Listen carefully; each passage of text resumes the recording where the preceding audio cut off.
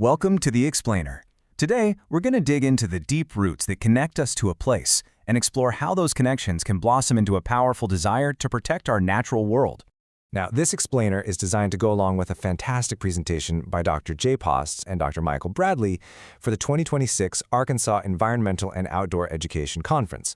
We're going to unpack the psychology of what makes a person feel like they truly belong to a place and how we can actually cultivate that feeling to protect our parks. All right, first up, the stewardship gap. We're going to start by looking at a central challenge here. You see, even in a state that's loaded with natural beauty, there's a disconnect between simply using the outdoors and actively protecting it, and that's what we call the stewardship gap.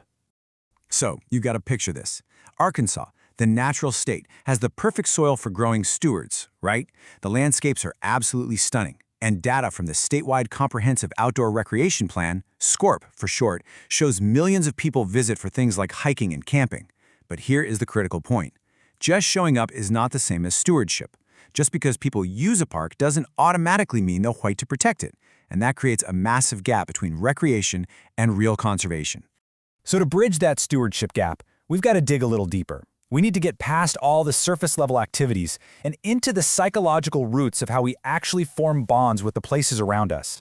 The core idea here is a concept called topophilia. It literally just means love of place. This is that powerful emotional bond we feel for a specific spot on Earth. You can think of it as the root system that we really want to nurture in every single park visitor.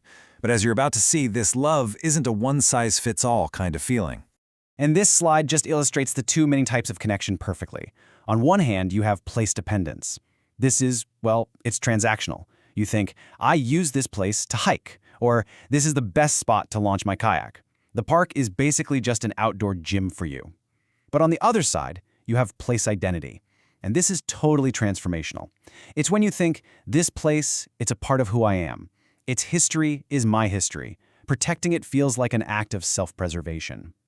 And here's where it gets really interesting. We often think our connection is with, the trees and the rivers themselves, but the research shows our social ties, our connections with other people in a place can be an even stronger predictor of attachment. Those memories of a campfire with friends or a family reunion at a pavilion, those shared human experiences are what truly cement our bond to the land itself. Okay, so we've got these roots of attachment established, but how do they actually grow into the fruit of stewardship? Let's take a look at the process. This diagram is brilliant. It shows the engine of conservation, and it's a powerful feedback loop. See, it all starts with attachment, that feeling of topophilia. That love for a place drives us to engage in protective behavior. Volunteering for a trail cleanup, maybe donating money or advocating for the park. And here's the magic part.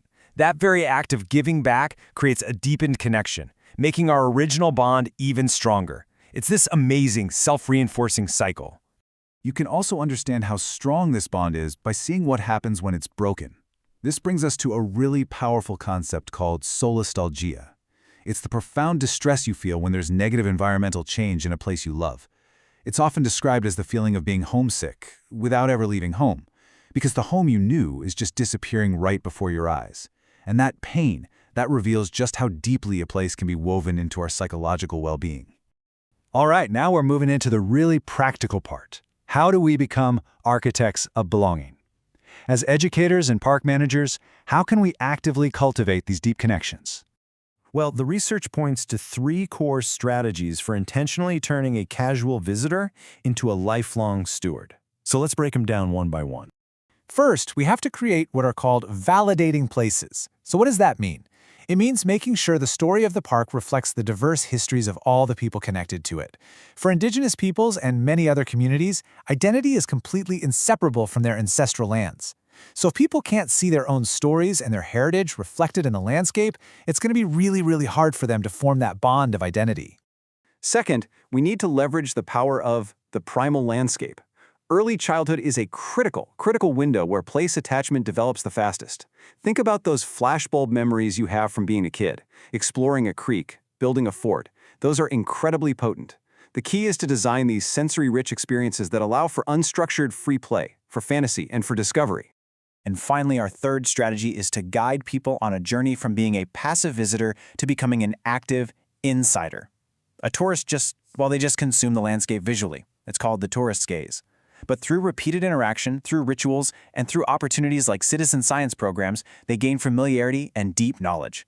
They move from simply looking at the place to feeling, this is my place. Of course, none of these strategies will work if people can't even get there in the first place. This simple quote holds such a profound truth. The barriers could be physical, like no transportation. They could be socioeconomic, like the cost of gear or entry fees. Or they could be psychological, like feeling unwelcomed or unsafe. No matter what, access is the absolute, non-negotiable foundation for everything else we've talked about. So, let's bring this all home.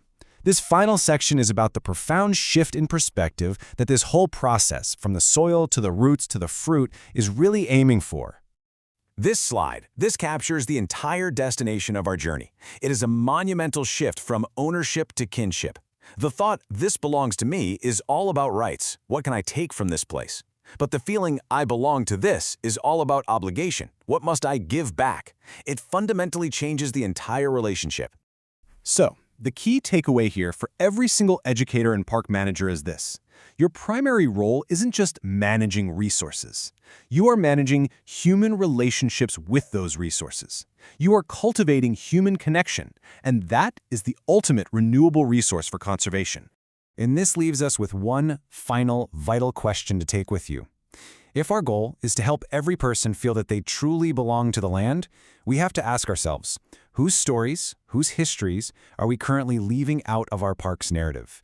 Because if people can't see their own story in the land, how can we ever expect them to help save it?